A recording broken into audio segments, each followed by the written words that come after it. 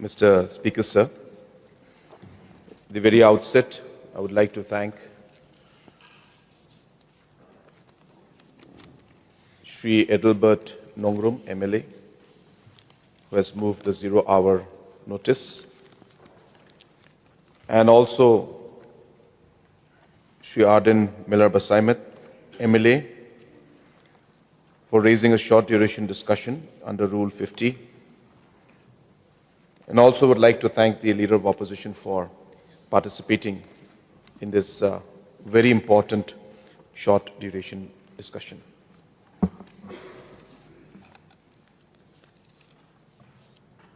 So let me, if you would allow me to go into some of the background as well as the findings, I think this House would be able to understand the entire working of this very important committee that was set up. Sir, as you will recall, a committee comprising of all political parties was constituted on the 26th of May 2023 for discussion on the implementation of the reservation roster system. Sir, in the course of the meeting and discussions, the committee has recommended to the government the formation of an expert committee to review the state reservation policy. So the government notified that an expert committee will be formed to review the state reservation policy, which shall consist of experts in constitutional law, economics, sociology, demographic studies. In view of the above, a search committee headed by Chief Secretary to the Government of Meghalaya was constituted. On the recommendations of the search committee, the expert committee on the state reservation policy Meghalaya was constituted on the 12th of September 2023. So the terms of reference of the committee were: 1, to study the current reservation policy and recommend modifications if necessary.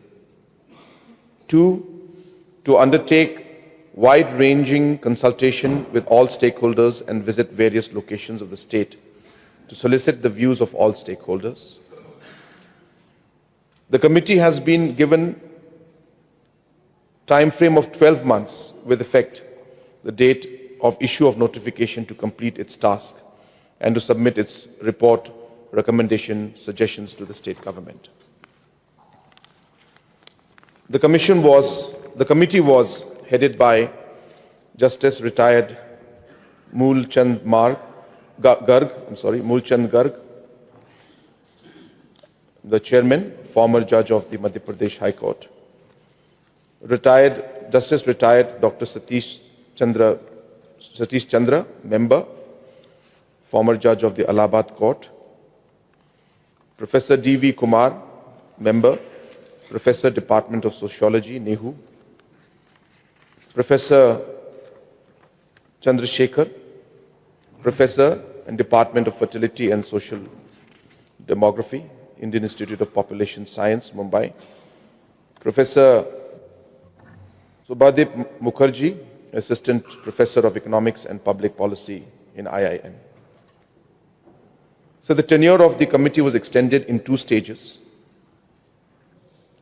Dated 25th-9, the tenure of the expert was extended for a period of 4 months with effect 13th-9-24 to 13/1-25, and again further extended to 14/4-25.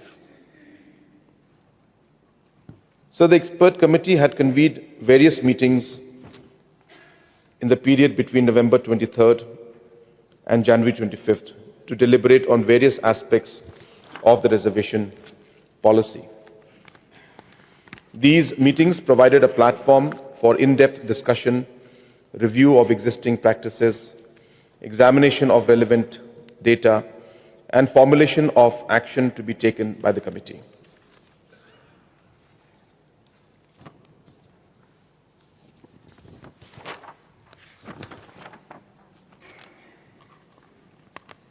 So in the process, large number of communication, views, suggestions, comments were received.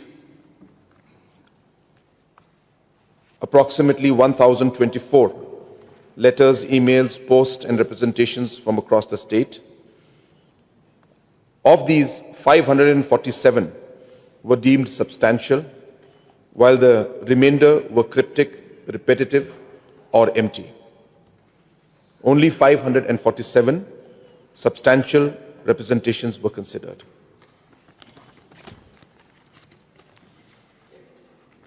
The expert committee held public hearings in Shillong, Tura, Williamnagar, and Jawai.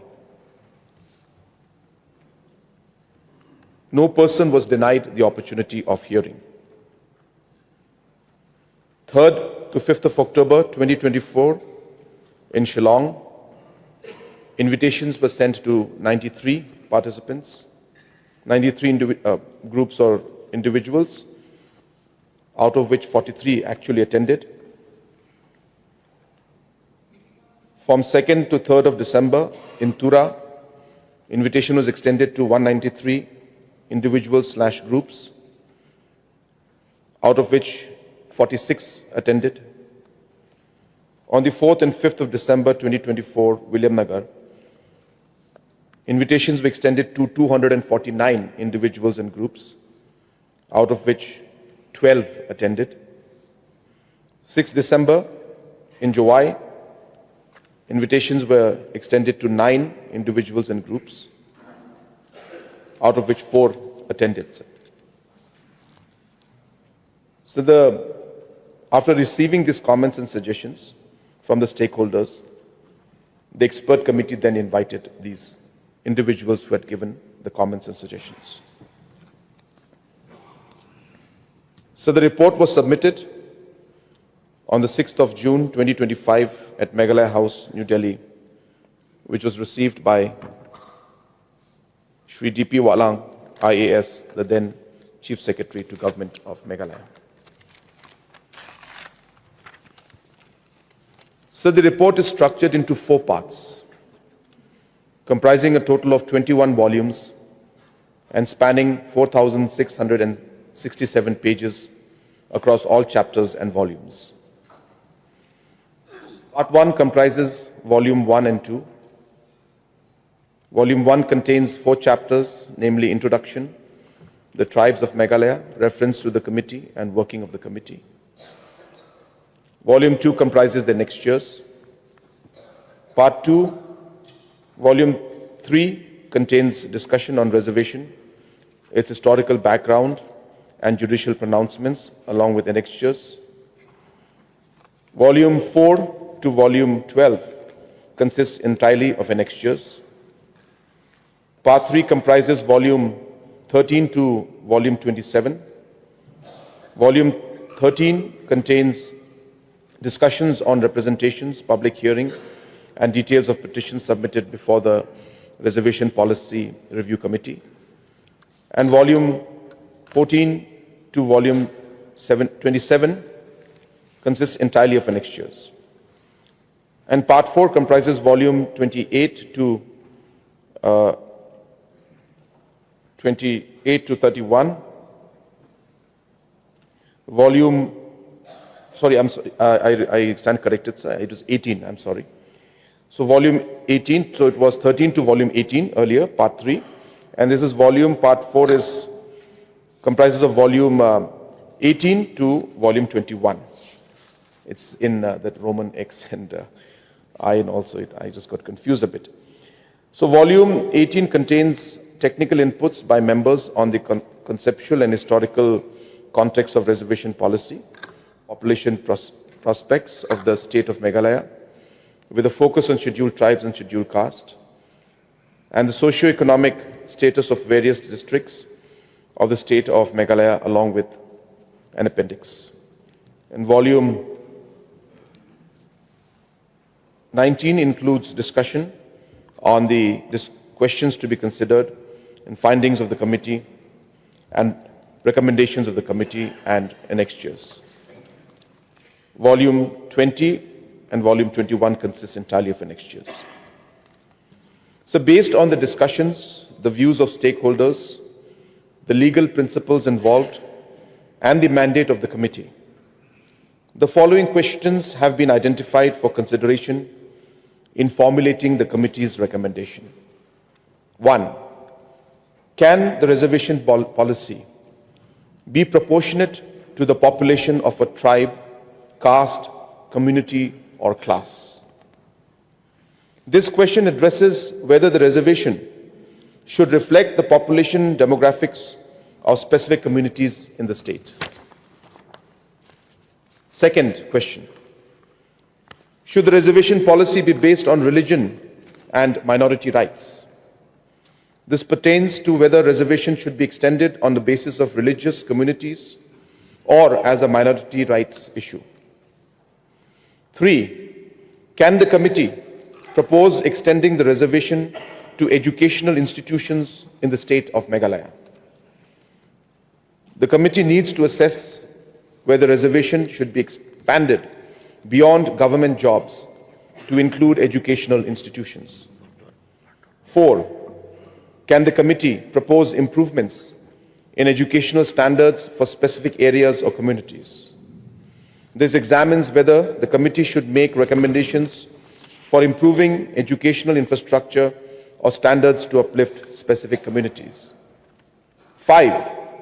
Is it a valid recommendation to extend reservation to economically weaker sections within subclassified categories? This question revolves around the proposal of extending reservation to economically disadvantaged groups within existing categories like SCs, STs, and OBCs. 6. Should the carry-forward system remain in the reservation policy of 1972? This concerns whether the carry-forward system, where unfilled reservation vacancies are carried over to the next recruitment cycle, should continue under the existing policy. Question number 7, should a quota within a quota system be introduced as per Supreme Court judgment in the state of Punjab versus Davinder Singh? This addresses whether the Supreme Court's judgment that allows for quota within a quota for more backward groups should be applied in Meghalaya. Number 8, is the introduction of a creamy layer concept necessary? This refers to whether a creamy layer, where economically advanced individuals within reserved categories are excluded from benefits, should be considered. Should reservation be implemented for persons with disability? And should they have separate reservation? This examines whether persons with disability should receive separate reservations in light of Supreme Court's ruling and constitutional provisions. Should residents of local area or districts be given preference in district-specific jobs? This is about whether local residents should be prioritized in government jobs based on the district they reside in. Is the resolution dated 12/1/1972 a reservation policy or not? This seeks to clarify whether the 1972 resolution constitutes a formal reservation policy or merely an administrative guideline. 12. Should the reservation roster be implemented strictly? This addresses whether the reservation roster system should be enforced rigorously to ensure that reservations are allotted as intended. 13. Should the state government streamline the recruitment system to meet public expectations? These pertains to whether the state government should improve and streamline the recruitment process to ensure efficiency and meet the public's expectation. And 14. Does the reservation policy of 1972 need any changes? This is the central question, asking whether the current reservation policy as established in 1972 needs to be modified or remains effective in its current form. So the findings for issue number 1. Can the reservation policy be proportionate to the population of a tribe, caste, community, or class? There have been numerous representations by stakeholders advocating for reservation to be granted to tribes of Meghalaya proportionally to their respective population. The Honorable Supreme Court has consistently emphasized that the population of a particular community or class is one consideration in determining the percentage of reservation, but cannot be the sole criteria. The Honorable Supreme Court of India in M.R. Balaji versus State of Mysore, 1963, and Indraswamy versus Union of India has held, and I quote, the relevant factors to consider while classifying backward classes would be their traditional occupation and profession, the percentage of literacy or general educational advancements made by them, the estimated population of the community, and the distribution of various communities through the state or their concentration in certain areas, unquote. While drafting the 1972 Office Memorandum, the government of the time allocated 40% reservation in jobs to the Garo community and 40% to the Khasi and Jaintia communities. In the opinion of this committee, the government of that era, based on the data available, correctly distributed the reservation percentage after considering all relevant aspects. However, over the past 50 years, significant changes have occurred in the socio-economic conditions of these tribes. Despite these changes, it appears that the differences among three tribes remains largely the same even after half a century. The Honorable Supreme Court in Patali Makalkachi versus A. Mayile-Rumperumal and ORS 2021, I apologize, sir, the word is very long and complicated, I could not pronounce it well, further observed the following, and I quote, the argument that reservation should be based solely on the proportion of population ignores the dual purpose of reservation. First, it aims to undo the historical exploitation of a community. Second, it seeks to empower the weaker sections of society. Even if a community has a smaller population, it may still be entitled to a larger share of reservation due to its backwardness. Thus, while population proportion may be a factor for consideration, it cannot be the sole criteria for determining reservation percentages, unquote. The Honorable Supreme Court in Para 810 of the judgments of Indraswamy held that reservation should not exceed 50%, except in exceptional circumstances. Justice Jeevan Reddy observed that this rule could not be relaxed in cases where populations from far-flung or remote areas who remain out of the mainstream require special treatment due to their peculiar conditions. Such relaxation must be approached with extreme caution and supported by strong justification. While the current reservation policy in Meghalaya may not fully align with the Supreme Court's guidelines, it has remained in place for over 50 years and is less likely to be subject to judicial scrutiny. But any changes to this policy would, however, be subject to judicial review, as has been held in Indraswamy and other judgments. It is worth noting that the introduction of technology, improved infrastructure, and enhanced connectivity have significantly reduced the challenges faced by populations in remote areas compared to the situation in 1992, when the Indraswamy judgment was delivered. Despite these advancements, the current policy continues to stand as a stable framework. The committee notes instances where states attempted to breach the 50% reservation cap, as highlighted in the judgments of M.R. Balaji versus State of Mysore and Indraswamy versus Union of India, resulting in their policies being struck down. Introducing these changes to the current reservation system could expose the entire policy to judicial review. Such a scenario might lead to significant disadvantages for the backward classes of the state of Meghalaya. The committee has noted similar cases where reservations exceeding 50%, whether based on population proportion or other arbitrary criteria, have been declared unconstitutional.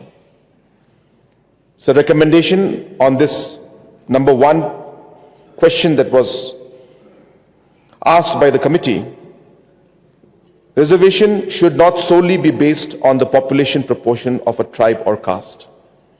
While the population factor can be considered, the primary objective of reservation is to address historical exploitation and socio-economic backwardness. Even communities with a smaller population could be given larger stake in reservation, and a larger population cannot get the same. The prime consideration is backwardness, historical injustice, and the adequacy of representation in services. Finding number 2. Should the reservation policy be based on religion and minority rights? In most cases where reservations have been provided to a particular class, the criteria has been socio-economic backwardness, not religious affiliation.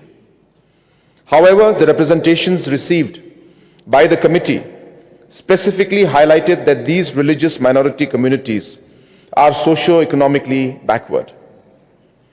Therefore, it is argued that they should be granted the benefit of reservation.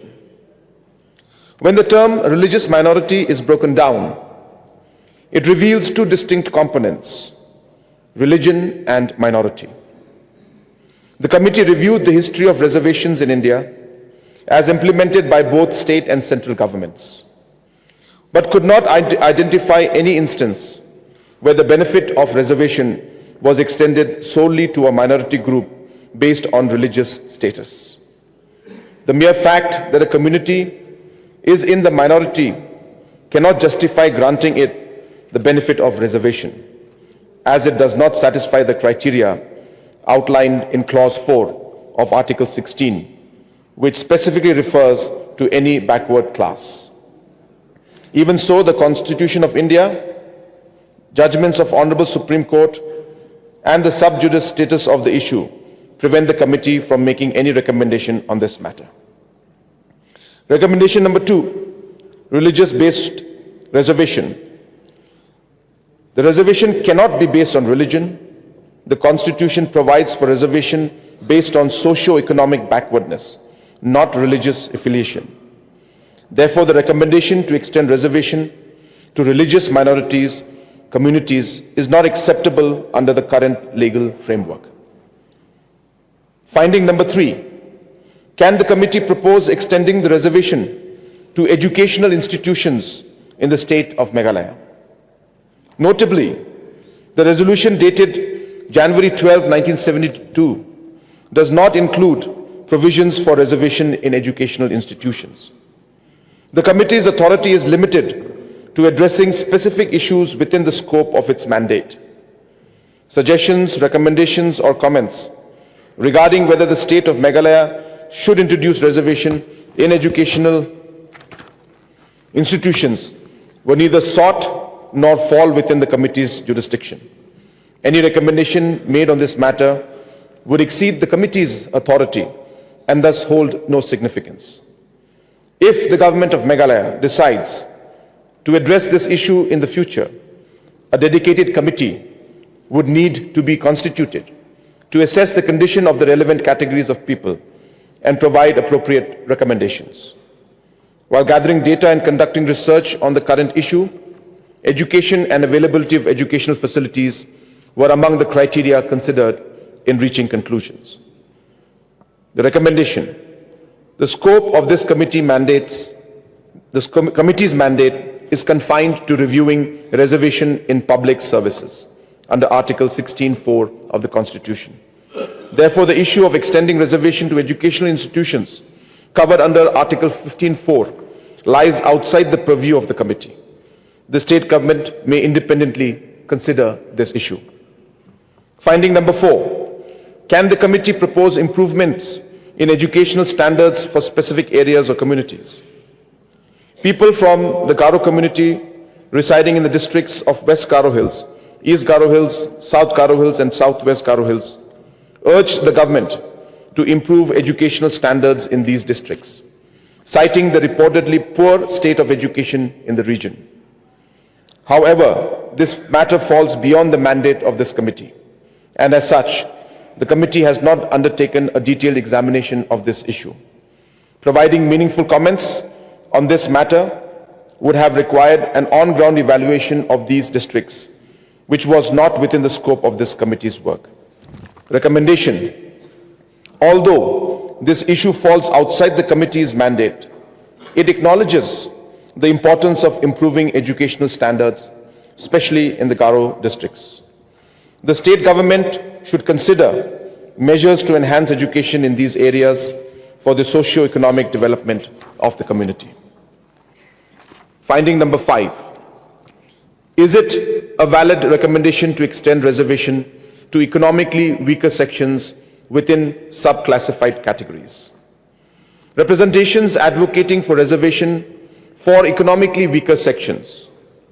Quote, the Constitution 103rd Amendment Act 2019, which came into effect recently on 14th January 2019, modified Article 15 and 16 of the Constitution of India by adding 2 new clauses. Clause 6 to Article 15 with explanation, Clause 6 to Article 15 with explanation, Clause 6 to Article 16. These clauses empower the state to provide a maximum of 10% reservation for citizens categorized as economically weaker sections who do not fall under the category of scheduled caste, scheduled tribe, or other backward classes. Reservation scheme for EWS is specifically designed to benefit individuals experiencing economic hardship who are not covered under the SC/ST, OBC categories. Under the scheme, 10% of the total cadre strength is reserved for EWS candidates, subject to certain exemptions, restrictions, and eligibility criteria. The Honorable Supreme Court has suggested subclassification and principle of creamy layer in the judgment of State of Punjab versus Devendra Singh. But if it is applied in the present case, this would be an exclusion of people from the tribe who have already benefited by the candy of reservation. If the same is introduced, it would not amount to subclassification, but it would be a sub-subclassification. The resolution has already done a subclassification in the state reservation when the tribes of the states have been divided into 3 categories. Now, a further division is not permitted by the Constitution and by the judgment of the Supreme Court. The state of Meghalaya is protected under the 6th schedule of the Constitution, and by virtue of the same, the tribes of Meghalaya are given those rights with regard to their ownership of land. This could also bring some kind of difficulty in making such claims. The committee has undertaken to study the land laws of the state, and have certain doubts that the introduction of this provision, if brought into picture, could create issues with some rural people, since the EWS, whenever and wherever introduced, also has this criteria of land holding. Imposition of creamy layer is also a double-edged sword for the demand of the people. If the same demand is accepted, there is provision of exclusion and no benefit of inclusion in a particular category.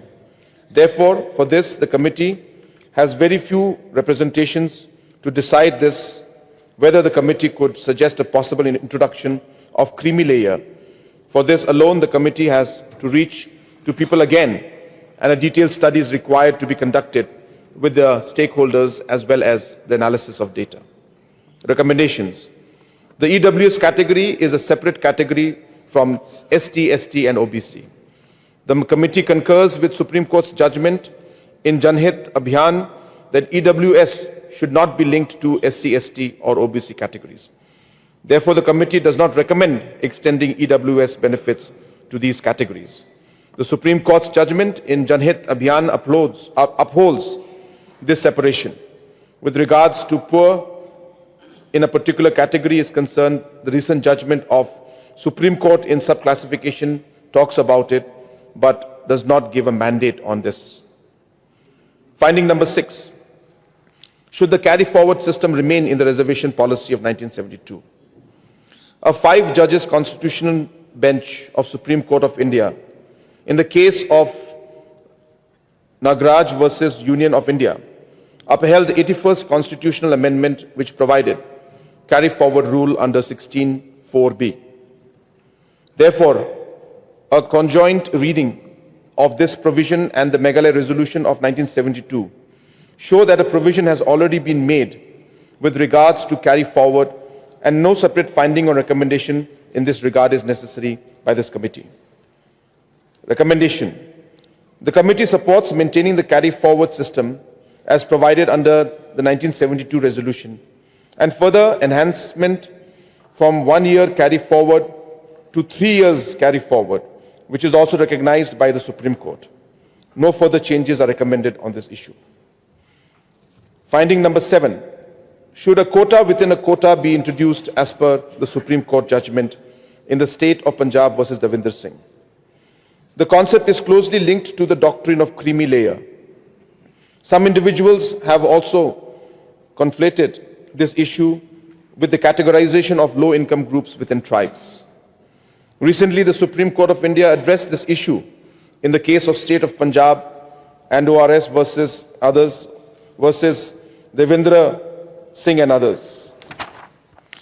The ruling empowers state governments to uplift communities and classes that continue to lag behind their contemporaries. The state must collect data on the inadequacy of representation in the services of the state because it is used as an indicator of backwardness. And Article 335 of the Constitution is not a limitation on the exercise of power under Article 16(1) and 16(4). Rather, it is a restatement of the necessity of considering the claims of scheduled caste and scheduled tribes in public service. Efficiency and administration must be viewed in a manner which promotes inclusion and equality as required by Article 16(1). Recommendation. The Supreme Court's judgment in State of Punjab versus Devinder Singh allows for sub-classification or quota within a quota. While this may be an option, it requires detailed data collection to ensure that the benefits reach the most deserving groups. The state government should decide whether to pursue this option after collection of detailed data as per the judgment. Finding number 8. Is the introduction of a creamy layer concept necessary? The Honorable Apex Court has observed and recorded these arguments as follows. Quote, subclassification varies from the creamy layer principle since 1. Economic advancement does not offset social discrimination faced by scheduled caste. 2. While the creamy layer excludes the socially advanced, subclassification aims to identify within the scheduled caste those who face the maximum social discrimination. 3. Subclassification maintains certain castes and creates a preference based on qualitative inclusion, contradistinguished from exclusion of the creamy layer. And 4. Preferential treatment identifies certain castes within the scheduled caste list, while the creamy layer exclusion applies to individuals. Until and unless the principle of creamy layer is applied to government jobs, the purpose of objective of Clause 4 of Article 16 and Clause 4 of Article 15 cannot be fully realized. As a fundamental right, these enabling and beneficial provisions are designed to uplift the backward classes.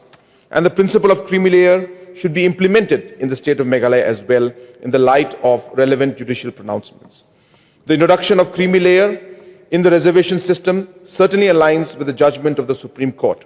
However, To date, no state government or central government has implemented this.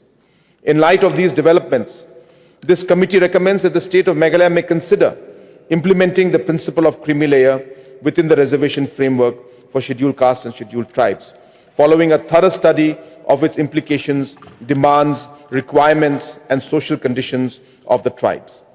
Alternatively, the state may choose to wait for the outcome of this judgment as other state governments begin to implement it. Given that Meghalaya is a tribal state, the implications of this principle would likely differ from those in other states, warranting deeper study before implementation. Additionally, it is important to note that the recommendations in the Supreme Court's judgments are advisory in nature. Therefore, this recommendation aligns with the judgment of State of Punjab versus Devendra Singh and others.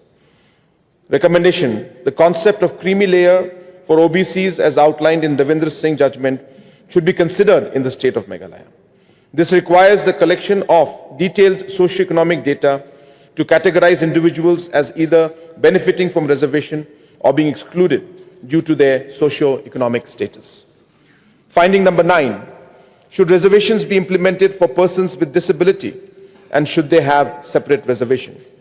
In a landmark judgment of Indrasoni, the Supreme Court observed that not less than 4% of the total number of vacancies in the cadre strength in each group of posts shall be reserved for persons with benchmark disabilities, with 1% each allocated to persons with benchmark disabilities under clauses A, B, C, and 1% for those under clause D and E, unquote. The perusal of these office memorandums by the state of Meghalaya virtually meets the requirement of the mandate of Honorable Supreme Court in the case of Indrasoni. But the committee has drawn its attention towards various office memorandums and notifications through which the Government of India has extended horizontal reservation to widows, ex-army persons, and also given them age relaxation, and such persons can easily be adjusted against vertical reservations without upsetting the cap limit established by the Reservation Policy of 1972. Suggestions for improvement: enhanced monitoring, strict compliance mechanism for reservation in government institutions, awareness campaign educating PWDs about their rights and available benefits. 3, infrastructure development, improving accessibility in educational institutions, workplaces, and public spaces. Recommendation: the committee acknowledges the provision of Rights of Persons with Disability Act 2016 and the existence of office memorandum issued by the Government of Meghalaya. These already provide horizontal reservation for persons with benchmark disability. Hence, no additional recommendations are necessary from the committee on this matter. Finding number 10, should residents of local areas or districts be given preference in district-specific jobs? It is clear that except for the district of East Khasi Hills, the population concentration is dominant in the area of tribes named after the tribal population. East Khasi Hills, having a capital city of Shillong, has a mixture of all kinds of population, which not only include these 3 dominant tribes, but also other tribes, other castes, outsiders such as Assamese, Bengali, Marwaris, and others. Tribes which are dominant in the areas have secured jobs in the area. The committee also mentioned that this is a concept in a bigger state where commutation is very difficult, where the places are situated at far ends, but with the more availability of transport, this is also coming to an end. Meghalaya stands at 24th rank in the size of area in India. The office memorandum number PER 272/72/5 dated 18/12/1972 is already in place and virtually says that considering the position as regards the district level post as stated above, the Governor of Meghalaya is pleased to order that in respect of posts at district levels, where the incumbents are not likely to be transferred outside the district of original posting, there will be a combined reservation of 80% of the post in favor of Garo, Khasi, Jaintia instead of separate reservation of 40% each for Garo and Khasi Jaintia, respectively, apart from 5% reservation in favor of other scheduled tribes and scheduled castes. While selecting candidates to such posts, preferences should be given to local candidates residing permanently in the districts in which the vacancies occur. At the same time, strict adherence to the above reservation in respect of posts and vacancies at the district level, as in respect of such posts at the district level which are not transferable, the posts reserved in one district are not likely to be filled up, even if reserved quota is carried forward to the following year. As such, this will create administrative difficulties and dislocation, and further, this would have a far-reaching impact on society divide also. There shall be an effort of uniting people.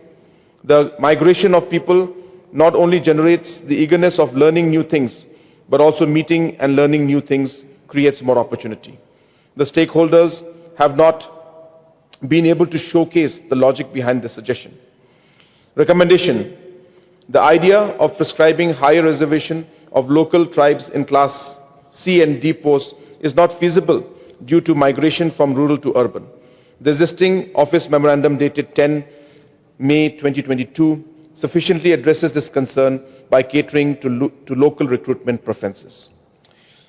Finding number 11 is the resolution dated 12/1/1972 a reservation policy or not.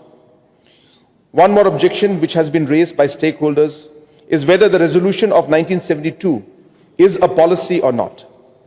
Is a question not to be decided by this committee. When it compared this resolution with the resolutions, office memorandum, notification of the Government of India and other governments, it is found that even the Government of India has come up with resolutions for the purposes of determining the proportion of reservation. The committee is not duty-bound and did not travel into this aspect of the matter to find out that the resolution is a policy or not, and whether it fulfills the criteria of policy or not. Policy is not always what has been written in words, but a practice is also a policy in the state, like a foreign policy. It can never be written in words. Still is a policy. The Honorable Apex Court in the case of Indrasoni also faced similar situation where the reservation was given through office memorandum, and a question was framed in this regard as to whether the provisions of Article 16(4) must necessarily be made by Parliament/legislature, unquote, has been answered by the court in para 292, 526, 552 and 336, and held that reservation can be provided by the Parliament, state legislature, statutory rules, as well as by way of executive instructions issued by central government and by state government from time to time. It is further stated that under Article 16(4), the state has power to make any provisions which may be made either by an act of legislature or by rule, or regulation made under act or in absence of both, by an executive order. Executive order is no less a law under Article 13(3). The committee threw light on few documents of the state of Meghalaya, such as Meghalaya Secretariat Manual of Office Procedure 1993, which is also an essential document in this regard, which defines the various kind of communication of the state and their relevance. Chapter 8 of this manual lays down the forms and rules of correspondences, communication, and a serial number 105 resolution is defined as under 105 resolution. This form of communication is used for making public announcements of decisions of government on important matters of policy, appointment of committees or commissions of inquiry, and of the result of the review of important reports of such bodies. Resolutions are also usually published in the Meghalaya Gazette. The perusal of this manual of Government of Meghalaya shows that the government could come up with the policy through a resolution which is important in nature. The last line of the above Article 105 also does not bind the state to publish the policy in the Gazette. Rather, it is not fundamental in nature. It has also been stated by a few of the stakeholders that the resolution dated 12/1/1972 is not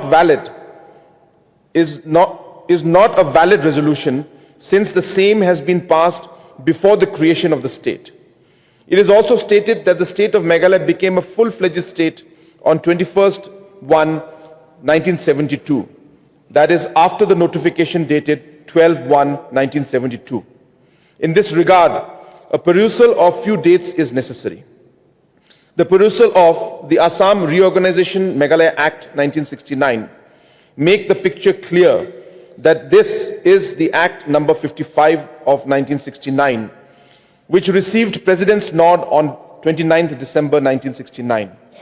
With this, it has been stated that different provisions of the Act would come into force on different dates. The text as published in the Act number 55 of 1969 with regard to the different provisions coming into force are as under. Quote, the provisions of section 2 and 3 came into force on 12/1/1970 via notification number G.S.R.74 dated 12/1/1970, Gazette of India, Extraordinary Point 2, Section 3, bracket 1, page 17, Section 12, 13, Section 11, 12, 13, 16, 17, 28, 29, 62, 73, and 77 on 30/1/1970, via notification number GSR 182 dated 30/1/1970, Gazette India Extraordinary Point 2, Section 3(1), page 37, Section 65 on 25/2/1970, via notification number GSR 310 dated 25/2/1970, Gazette of India Extraordinary Point 2, Section 3(1), page 145, and the remaining sections of 2/4/1970, via notification number GSR 493 dated 24/3/1970, Gazette of India Extraordinary Point 2, Section 3(1), page 375.2, page 375, 22nd April 1970,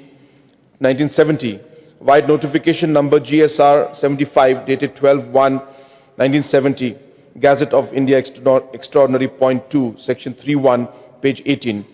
It clearly says that except for the specific sections, all the sections of the Act came into force on 2/4/1970. Section 5 of the Act empowers the government to take executive decisions.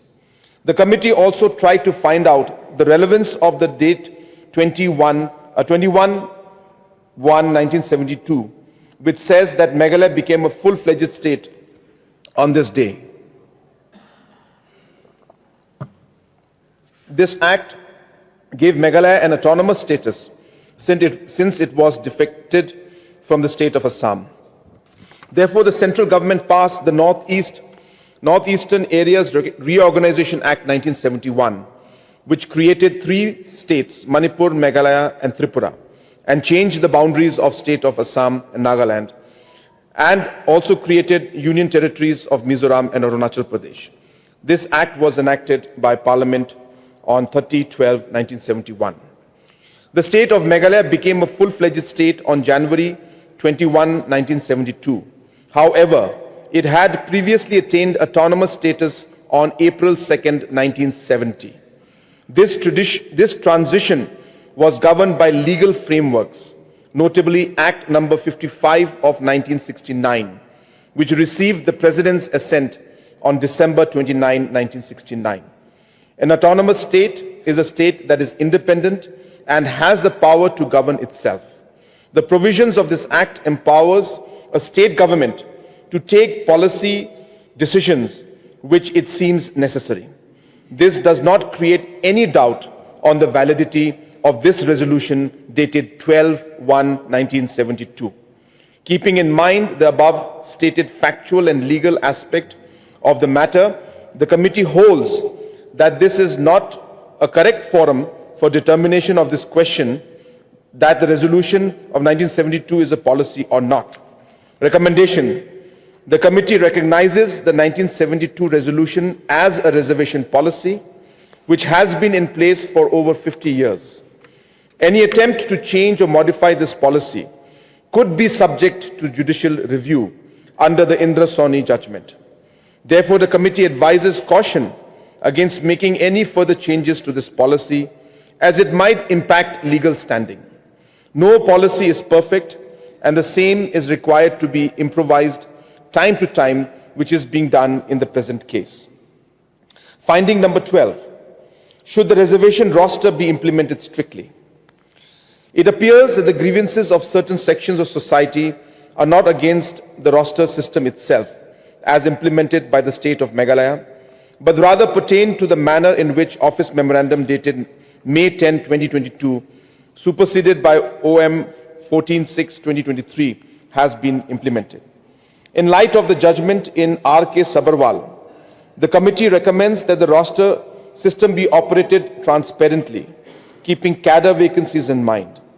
The mandate of the reference to the committee dated September 12, 2023, is to suggest whether any modifications are necessary to the resolution dated January 12, 1972. The committee's mandate does not explicitly extend to recommending measures for the effective implementation of the roster system introduced on May 10, 2022, superseded by the OM dated 14/6/2023. However, since this issue is fundamental to addressing the concerns of various stakeholders, the committee observes that the proper implementation of the roster system can significantly alter the scenario that previously disadvantaged one tribe against another due to absence of such a system. Suggestions for improvement. Digitalization, developed centralized software to maintain, monitor rosters across departments. 2. Training, regular training of HR and administrative officials on roster management. 3. Transparency, publish roster details online to ensure public accountability. Recommendation. The committee supports the strict implementation of the reservation roster system, which is already in practice as per the 2022 Office Memorandum superseded by OM dated 14/6/2023. The roster should operate on a yearly basis in accordance with available vacancies. This system ensures that the reservation quotas are properly maintained and that vacancies are filled in compliance with the principles established in the R.K. Sabharwal case. Finding number 13. Should the state government streamline the recruitment system to meet public expectations? During interactions with stakeholders, including government officials, the committee encountered another significant issue: the need to streamline the recruitment process by government agencies.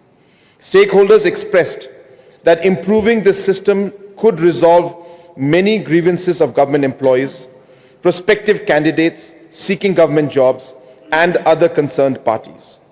While this issue falls outside the scope of the committee's terms of reference, which focus on reviewing the reservation policy of the government of Meghalaya, the committee recognizes its importance. Therefore, the committee offers the following recommendations for streamlining the recruitment process by adhering to rules and regulations related to reservation in different categories and the roster system. A. Identification and determination of vacancies. 1. Vacancies must be identified and determined efficiently and within a fixed time frame. 2. The Department of Personnel and Training should collect vacancy data from all departments quarterly. B. Advertisement of vacancies. 1.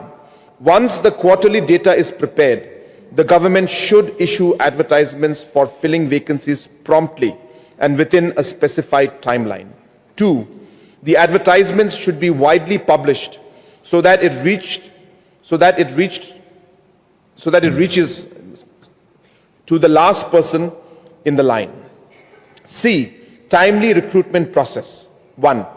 The entire recruitment process should be completed within a time-bound period, preferably within 1 year from the date of vacancy determination. D. Transparency in recruitment. 1. All recruitment-related processes and information should be published transparently on the websites of the respective departments. 2. It shall be published in the newspaper and shall also be pasted on the notice boards. Finding number 14. Does the reservation policy of 1972 need any change? In 1992, the landmark Indrasawny judgment by the Honorable Supreme Court of India capped the ceiling for reservation at 50%. However, the court also provided a window for tribal states such as Meghalaya to exceed this limit in specific circumstances in para number 810. The resolution of 1972, as amended from time to time, has allocated 85% reservation to the various tribes of Meghalaya. The committee has observed, based on records provided by stakeholders and the government, that there has been a consistent demand for revisiting the reservation policy in the state. Notably, in 1987, the Khasi Students' Union raised a demand to review the 1972 policy. Following this, a file for its review was processed and an official committee under the Chief Secretary was constituted. However, no further action was taken. Notably, several northeastern states implemented reservation policies that exceeded the 50% ceiling, potentially conflicting with the Indrasawny judgment. However, specific paragraphs of the same judgment acknowledge the unique needs of tribal states, thereby allowing them to breach the 50% reservation cap to address the socio-economic challenges faced by SCs and STs. The committee also reviewed the minutes of the meeting held on 10th of November 1971, chaired by then Chief Minister of Meghalaya, W.A. Sangma. It was noted that the draft of the 1972 resolution was designed not only in the proportion of the state's population but also in consideration of the tribe's inadequate representation and their socio-economic backwardness. It is important to note that the Constitution does not prescribe any specific limit to the extent of reservation, nor does it outline a definitive mechanism for determining the reservation framework. However, through its various enabling provisions, the Constitution establishes a foundation for reservations to uplift backward communities and classes. Various governments, including the central government, have time and again, by hundreds of office memorandums, have streamlined the reservation. Still, there are various discrepancies in the system, and the government and court are trying to streamline it further. As discussed above in the preceding chapters, the judgment of Honorable Supreme Court has given a ceiling limit of reservations, but the very same judgment also reads as follows, quote, "Though equal protection clause prohibits the states from making unreasonable discrimination in providing preferences and facilities for any section of its people, nonetheless, it requires the states to afford substantial equal opportunities to those placed unequally. The basic policy of reservation is to offset the inequality and remove the manifest imbalance, the victims of which for bygone generations lag far behind and demand equality by special preferences and their strategies. Therefore, a comprehensive methodology approach encompassing jurisprudential, comparative, historical, and anthropological condition is necessary. Such circumstances raise controversial issues transcending the routine legal exercise because certain social groups who are inherently unequal and who have fallen victims of societal discrimination require compensatory treatment. Needless to emphasize that equality, in fact, or substantive equality, involves the necessity of beneficial treatment in order to attain the result which establishes an equilibrium between two sections placed unequally. 282. It is more appropriate to recall that there is equality among equals, and to equate unequals is to perpetuate inequality. Unquote. In the light of these judgments, there are three questions which are required to be answered. Firstly, whether the 85% reservation of scheduled tribe is excessive.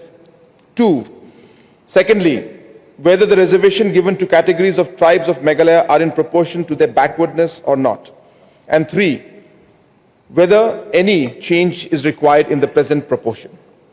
Considering the fact and the major chunk of the population of the state of Meghalaya is tribal and others are very nominal, coupled with the fact that they are really backward, although the education and social status of these people is gradually improving, still a lot is to be done. First question, whether 85% reservation to scheduled tribe is excessive. It is correct that the present system is in conflict with the judgment of Supreme Court. But at the same time, it is protected by the same judgment, but this can be challenged before the court of law. As discussed above in the findings of question number 1, this is also to be kept in mind that reservation policy as existing in the state of Meghalaya, no matter how good or bad it is not in consonance with the judgment of Supreme Court, especially in the case of Indra Sawhney, where it caps the quantum of reservation to 50% when it is given on the basis of caste and community. Although it is protected by the same judgment to a certain extent, but an introduction of a new policy could be subject to judicial review. The present policy, as existing therefore more than 50 years, has lesser possibility of judicial review. Therefore, the committee also suggests and warns the stakeholders to make no further demands of change in the reservation policy of 1972, since it would adversely impact the present policy. If the reservation policy would have to face the touchstone of judicial review, this could not succeed before the eyes of law. 2. Secondly, whether the reservation given in the categories of tribes of Meghalaya are in proportion to their backwardness or not. Now coming to the second question, whether the reservation given to the different categories of the tribes of Meghalaya are in proportion to their backwardness.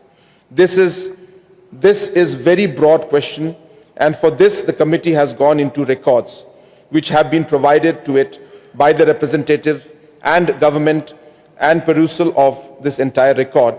It is understandable that the state of Meghalaya is typically divided into two sects for the present purpose, that is Garo region and non-Garo region. From the record available and the representations made by the people of various walks of life, organizations have not been able to guide the community the reasons or such increase or decrease in the reservation given to these categories. The only argument which has been made by these people is a proportion of population. It is repeatedly enunciated by the Supreme Court that mere population is not a criteria for deciding the percentage of reservation. There are various other criteria for the same, as it has been discussed. Thirdly, whether any change is required in the present proportion. The mandate as given to the committee suggests reaching out to stakeholders and collecting the wish and will of the stakeholders, and suggest changes in the present policy. Therefore, the committee acted upon the mandate and found out that major chunk of stakeholders do not want a change in the present policy. The total representation which was suggestive of this change are 15 in number. Out of these 15 representatives, a few of them have stated that there would be a fair competition between these three tribes.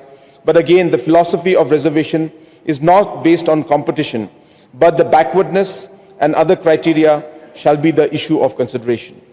None of these people have been able to demonstrate that the backwardness is the reason behind the clubbing of these tribes into one category. Second, 5 people have stated that the population shall be the criteria to decide the proportion of reservation. But as it has been discussed in detail earlier, this argument cannot be accepted.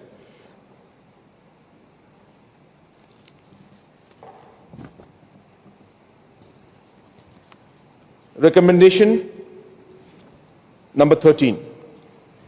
The majority of stakeholders favor retaining the 1972 policy as it stands. The committee recommends retaining the 1972 reservation as it stands. Majority of the stakeholders support this view and any change would be vulnerable to judicial review. The committee also finds no compelling reason to modify the policy at this time. A lot has been achieved by this policy, and a lot more is required to be achieved. A proper implementation and stricter adherence could provide for better results. The policy have been improvised time to time to meet the requirement of time and need of people at large.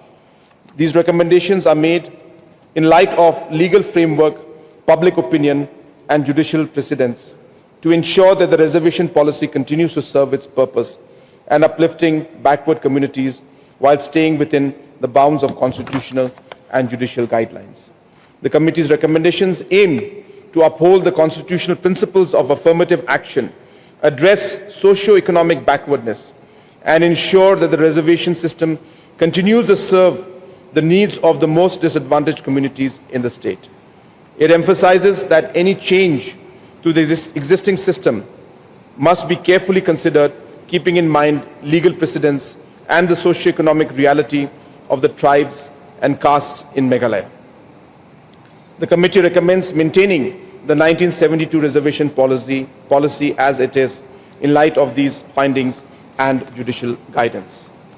Mr. Chairman, sir, these are the findings and the summary of the report that has been submitted by the expert committee on state reservation policy. And as you can see, sir, the details of every aspect of the reservation policy has been looked into. And while as leaders in this august house and representatives of the people, we understand that there are aspirations and desires and demands and needs that are there from different sections and different communities. But while we do that, as a government and as lawmakers, we need to also stand as per the mandate of the law and look at all aspects that are based on proper constitutional aspects and also legal aspects. And therefore, we are examining all these aspects. We have heard out the points that have been made by all the honorable members of the House, and I also would like to echo the thoughts and ideas that have been presented by the Leader of Opposition, that at the end of the day, so we all have stood together as different tribes, as different communities, to fight for the state and to get our state at that point in 1972. And now that we have our state, it is up to us to take that legacy forward. While challenges will always be there, while needs will always be there, we have to remember one very important criteria, that the only way for us to be able to move forward, in spite of all the challenges and hurdles that come, is to stay united, is to be one, is to be people of state of Meghalaya. And that is what we should try and aspire to do. We are aware, sir, that jobs and unemployment is a major issue, not only in our state, but in the rest of the country and the world at large. But as you have seen in numerous presentations that I have made in the past many sessions, about why the need to make sure that the economy grows and how the policies and programs have been developed to take forward every single sector with the sole aim of creating more and more jobs. Just yesterday, sir, I had presented, day before yesterday, I had presented or replied to the debate on the governor's address. And I had showcased on how in the last 8 years, 3.5 lakh, almost 3.8 lakh jobs were created in different sectors, from agriculture to sports to music to different aspects in the economy. I don't have the details, but 3.8 lakh jobs were created, and that has been done. These are not government jobs, sir. These are jobs that have come up because of the growth of the economy and growth of the private sector. So hence, sir, we need to look beyond just the reservation. We need to look beyond the government jobs alone.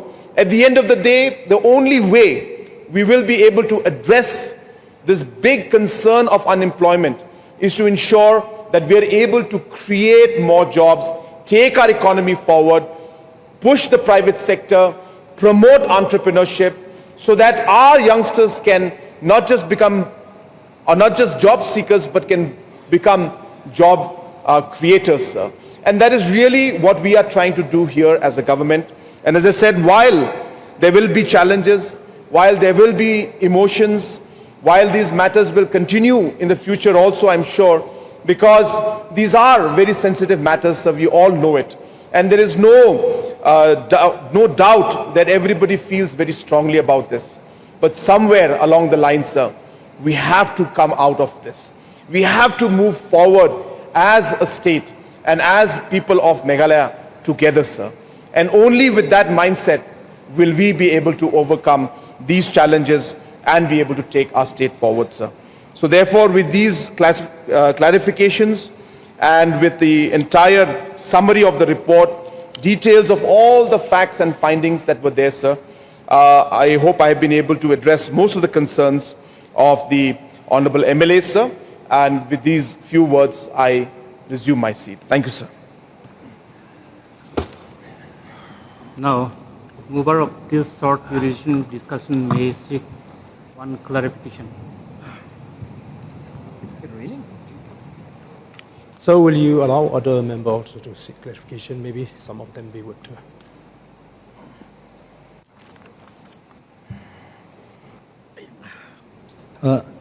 Thank you so much, Honorable Chief Minister, who had made the excessive reply. Through you, Mr. Speaker, sir, I would like once again to seek a clarification in this very specific subject, which is very sensitive in nature. So, may I know whether the expert committee are supposed to conduct this, the role of the expert committee was supposed to base on merit or in numbers. That is one. And second, sir, because it seemed that it was contradict itself with the volume 19 part 4, as it mentioned. The recommendation, the recommendation made by the expert committee, that reservation should not solely be based on the population proportion of a tribe or caste. That is one. Then on the part 4, volume 19, page 400 of 4117 on the report, the committee recommends retaining the 1972 reservation policy as it stands. And further, in the same paragraph, indicated that the committee also find no compelling reason to modify the policy at this time. So it seems that it contradicts one another. And last, through you, Mr. Speaker, sir, I would like to seek a clarification from Honorable Chief Minister, since I had mentioned that ultimately we are not the one who are communal, but this very reservation is communal.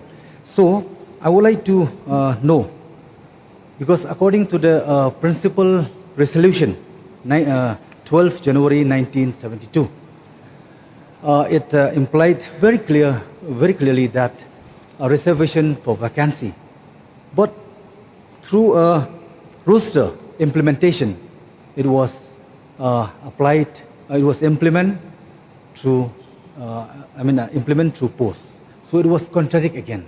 So may I get a clarification from Honorable Chief Minister? So I've got a bit confused, sir, but I'll try to clarify whatever is possible. So the first point that the honorable member had mentioned was regarding whether it was on the basis of merit or numbers. Sir, if you heard the entire report that I read, what the committee tried to do was follow a process, sir.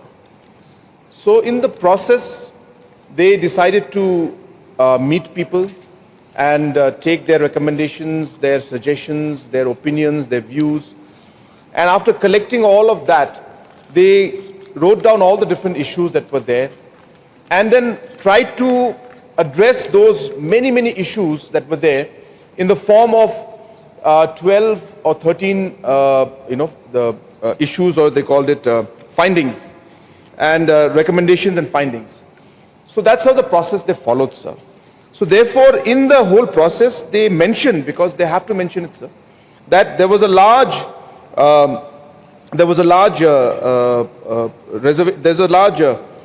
suggestions and comments and remarks that came in that said that there should be no change to the reservation policy.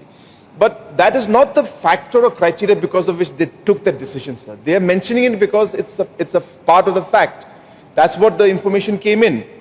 But through the different points which I read out very exhaustively, sir, I have explained, and the points that have been mentioned, the court cases, the hearings, the Supreme Court cases, and which particular paragraph, I've read out those paragraphs mentioning that, the reservation has to be done not just on the basis of population, but is also in the basis of historical exploitation of a community, or it seeks to empower weaker sections of society, so on and so forth. So, sir, it's very clear that the committee has presented all the facts to the, while in the report, while submitting the report. But while they have submitted and given those facts, they have also explained on the basis of merit, on the basis of legal aspect, on the basis of constitutional aspects, why there should be the reservation should remain at the status quo. They have mentioned it in the reports. So I think my answer or reply has clarified that part. Second, sir, I could not understand the exact points the honorable member mentioned.